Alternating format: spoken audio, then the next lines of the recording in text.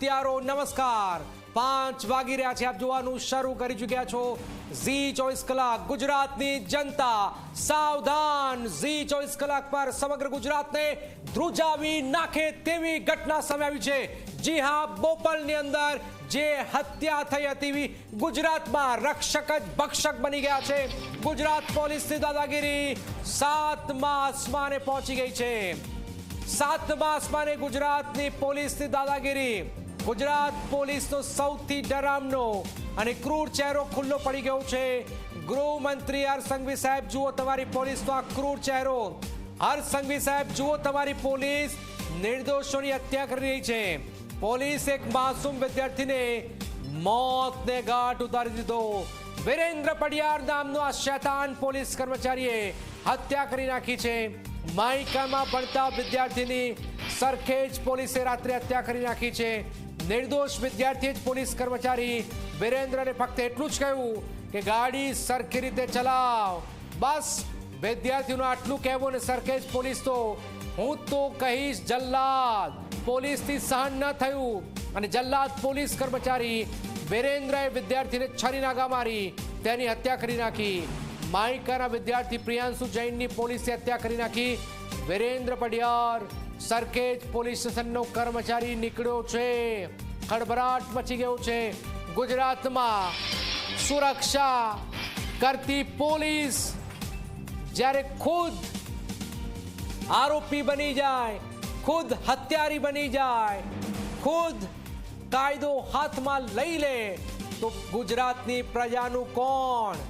Police જ હત્યારી બની ગઈ છે. અહીંયા ગુજરાત પોલીસનો આ ક્રૂર ચહેરો હાલમાં ખુલ્લો પડી ગયો છે. હત્યારી પોલીસનો પર્દાફાશ થયો છે. ઝી 24 કલાક પર સમગ્ર ગુજરાતને ધ્રુજાવી દે તેવા સમાચાર. બોપલની અંદર રક્ષક જ ભક્ષક બની ગયો છે. પોલીસે આઘાતકી હત્યા કરી નાખી છે. ગુજરાત પોલીસનો ક્રૂર ચહેરો સામે આવી ગયો છે અને આ પોલીસ કર્મચારીને પંજાબથી દબોચી લેવામાં આવ્યો છે. તો ગુજરાત પોલીસનો ક્રૂર ચહેરો. ગુજરાત પોલીસ બેફામ બની રહી છે. ગુજરાત પોલીસની ધજિયા ઉડી રહી છે. ગુજરાત પોલીસ ઓલરેડી બુટલેગરોના હાથમાં આવી ગઈ છે. ગુજરાત પોલીસ હત્યા કરી રહી છે અને આપ જોઈ રહ્યા છો ગુજરાતની પોલીસ જે રીતે ક્રૂરતા કરી રહી છે. અનેક સવાલો સામે આવી રહ્યા છે.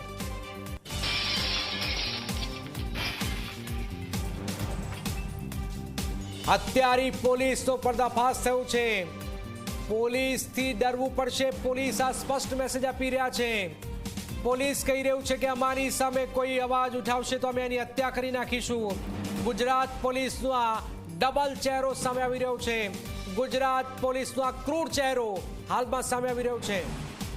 ઉદય અમારી સાથે જોડાય છે. ઉદય, જે રીતે પોલીસ કર્મચારી જ હત્યારો નીકળ્યો છે, ગુજરાત પોલીસ જ હત્યારી નીકળી છે. આમાં તો ક્યાંથી આ હત્યારા પોલીસ કર્મચારીને દબોચી લેવાયો છે અને પોલીસ જ જ્યારે હત્યા કરશે તો ગુજરાતની પ્રજા કોણ કરશે? ઉદય, જનરલ વાત કરવામાં આવે તો સામાન્ય રીતે ગુનાને રોકવો અથવા તો ટ્રાફિક નિયમોનું પાલન કરાવવું આ કામ જે છે મુખ્યત્વે પોલીસનું હોય છે. પરંતુ આવી જ એક નાની બાબતમાં એટલે કે ટ્રાફિક નિયમનની બાબતમાં તે દરેક વિદ્યાર્થીએ આ આરોપીને સરખી રીતે કાર ચલાવવા માટેનું કહ્યું ત્યારે આરોપી જે છે વિરેન્દ્રસિંહ પઢિયાર એના દ્વારા છરીનો ઘા મારી અને આ વિદ્યાર્થીની હત્યા કરીને ફરાર થઈ ગયો. ત્યારબાદ જે છે અમદાવાદ જિલ્લા પોલીસે તપાસ શરૂ કરી. તપાસ શરૂ કરતા જે છે અમદાવાદ ક્રાઇમ બ્રાન્ચને આખી સફળતા મળી છે, જેની અંદર વિરેન્દ્રસિંહ પઢિયાર જે સરખેજ પોલીસ સ્ટેશનની અંદર ફરજ બજાવે છે અને કોન્સ્ટેબલ છે. છેલ્લા ઘણા વર્ષોથી ગુજરાત પોલીસ સાથે જોડાયેલો છે અને આ હત્યા તેણે કર્યા હોવાનું અત્યારે અમદાવાદ ક્રાઇમ બ્રાન્ચની તપાસમાં ખુલ્લું પામ્યું છે. અત્યારે આ જે આરોપી જે છે વિરેન્દ્રસિંહ પઢિયાર તેની પંજાબ ખાતેથી અમદાવાદ ક્રાઇમ બ્રાન્ચે ધરપકડ કરી છે. ધરપકડ કર્યા બાદ જે છે અત્યારે અમદાવાદ લઈને આવવા માટે રવાના થઈ ચૂકી છે અમદાવાદ ક્રાઇમ બ્રાન્ચ. મહત્વની વસ્તુ અને દુઃખદ કોણ કહી શકાય જનક, કારણ કે પોલીસ ઉપર ભરોસો સૌ કોઈને હોય છે. જયારે કોઈ ગુનો બનતો હોય છે તો તેમાં એને અટકાવવું અથવા તો ગુનાનો ભેદ ઉકેલવા બંને કામ જે છે પોલીસના હોય છે. પરંતુ જયારે એક પોલીસ કર્મચારી જ તે આવો ગંભીર ગુનો કરે તો એ સમાજ માટે ક્યાંક લાલબત્તી સમાન પણ કિસ્સો છે, દુઃખદ વાત પણ છે.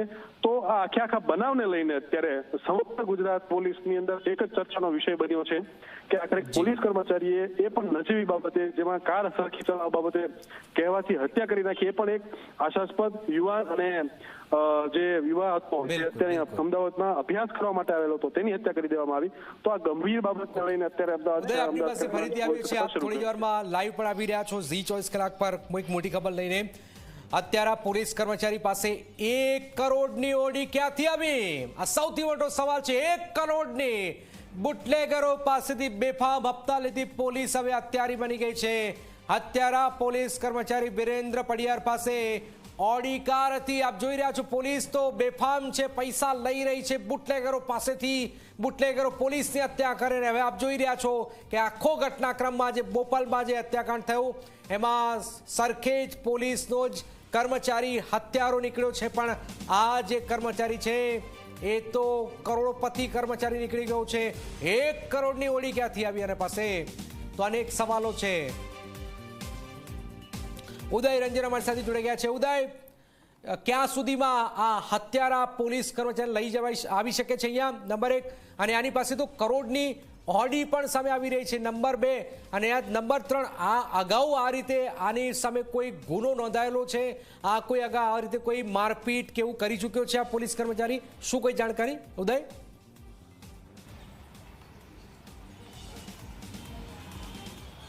જનક જો વાત કરવામાં આવે તો આ પોલીસ કર્મચારીનું નામ વિરેન્દ્રસિંહ પઢિયાર છે અને ઘણા વર્ષોથી ગુજરાત પોલીસ સાથે જોડાયેલો છે અને અમદાવાદ શહેરના મહેકમનો પોલીસ કર્મચારી છે. અગાઉ અલગ અલગ પોલીસ સ્ટેશનની અંદર પોતે ફરજ બજાવી ચૂક્યો છે. જેમાં અત્યારે સૂત્રો પાસેથી માહિતી એ પ્રકારની મળી રહી છે કે સેટેલાઇટ પોલીસ સ્ટેશનની અંદર કોલ સેન્ટરના કેસને લઈને એને સસ્પેન્ડ કરવામાં આવેલો હતો. ત્યારબાદ અલગ અલગ પોલીસ સ્ટેશનની અંદર તેની બદલીઓ હતી અને અત્યારે છેલ્લે જો વાત કરવામાં આવે તાજેતરની તો અમદાવાદના સરખેજ પોલીસ સ્ટેશન વિસ્તારની અંદર પોતાની ફરજ બજાવી રહ્યો હતો. જનરલ નોકરી કરી રહ્યો હતો અને છેલ્લા કેટલાક દિવસોથી શીખ લીવ ઉપર હતો. એ દરમિયાન જ તે જે પ્રમાણે આ બનાવ બન્યો બોપલના પોલીસ સ્ટેશન વિસ્તારની અંદર કે જ્યાં પોતે કાર લઈને રાત્રિ સમયે નીકળ્યો હતો. એ સમય દરમિયાન તે માયકાના જે પ્રિયાંશુ જૈન કરીને જે વિદ્યાર્થી હતો એણે બરોબર રીતે કાર ચલાવવા માટે એણે ટિપ્પણી કરી હતી અને ટોક્યો હતો.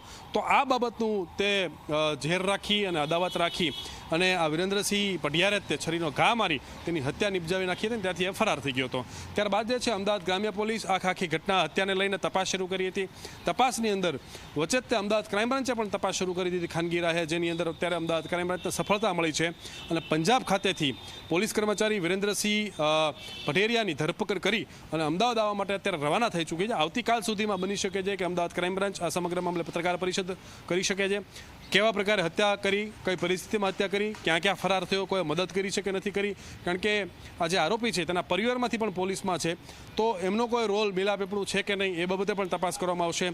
તો હવે મુખ્ય મુદ્દો એ રહેશે અને ક્યાંક ને ક્યાંક જનક કહી શકાય કે એક દુઃખદ પણ વાત છે અને સમાજ માટે લાલબત્તી સમાન કિસ્સો પણ કહી શકાય કે જ્યારે કોઈ ગુનો બનતો હોય છે અથવા તો કોઈ કાયદાનું પાલન કરાવવાનું છે તો આ કામ મુખ્યત્વે પોલીસનું જ હોય છે અને જ્યારે પોલીસ જ તેવા પ્રકારનો ગુનો કરે અને ફરાર થઈ જાય તો એ દુઃખદ તો કહી શકાય, પણ સાથે સાથે એક પ્રશ્નાર્થ ચિહ્ન પણ ઊભો થઈ રહ્યો છે કે આખરે કેવી માનસિકતા સાથે આ પોલીસ કર્મચારી જે છે અત્યાર સુધી નોકરી કરી રહ્યો હતો અને અત્યાર સુધી એણે શું શું કર્યું છે. આ તમામ મુદ્દાઓ પરને લઈને અત્યારે હવે પોલીસ તપાસ કરશે. તો હવે જોવું રહ્યું કે પૂછપરછમાં બીજી અન્ય કેટલીક વિગતો સામે આવે છે. જનક ઉદય, એક સવાલ એ છે કે આ પંજાબ સુધી પહોંચી ગયો આ પોલીસ હત્યારો પોલીસ કર્મચારી અને આનો ટ્રેક રેકોર્ડ પણ બહુ સારો નથી. આ બહુ ગુનાહિત પ્રવૃત્તિઓ માટે આ કોન્સ્ટેબલ જાણીતો છે. તો શું કોઈ મોટા ઘટસ્ફોટ થઈ શકે છે? હત્યામાં કોને કોને સંડોવણી કરી શકે છે, કોની કોની મિલ? કારણ કે તમે કહ્યું કે આના કેટલાક આના જે પરિવારમાંથી પણ પોલીસ કોન્સ્ટેબલમાં છે તો એમની પણ શું તપાસ થઈ શકે છે એમાં કે માત્ર એ સમયની જ ઘટનાક્રમ છે એ સમયે ગુસ્સો આવ્યો અને હત્યા થઈ છે?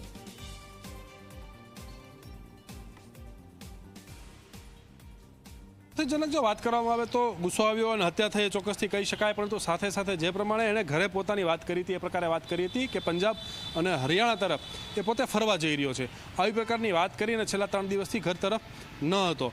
તો બની શકે છે ઘરના પરિવારના લોકોને ન પણ ખબર હોય. તો હવે તપાસનો વિષય બની રહેશે કે આખરે એણે હત્યા કરી તો હત્યા કર્યા બાદ બોપલથી કઈ તરફ ગયો, પહેલાં કોને મળ્યો, કોઈની પાસેથી આર્થિક સહાય લીધી છે કે નથી લીધી, અમદાવાદમાં કોઈની પાસે રોકાયો છે કે નથી રોકાયો, કયા માધ્યમથી પંજાબ કે હરિયાણા સુધી પહોંચ્યો, ત્યાં પહોંચ્યા બાદ એની કોણે કોણે મદદ કરી અને આ સિવાય જે ગુનો કરેલો છે આ સિવાય પોતાની સર્વિસ બુક જે છે કેવા પ્રકારની છે. તો આ તમામ મુદ્દાઓને લઈને જે છે અમદાવાદ જિલ્લા પોલીસ તપાસ કરશે. બિલકુલ બિલકુલ ઉદય.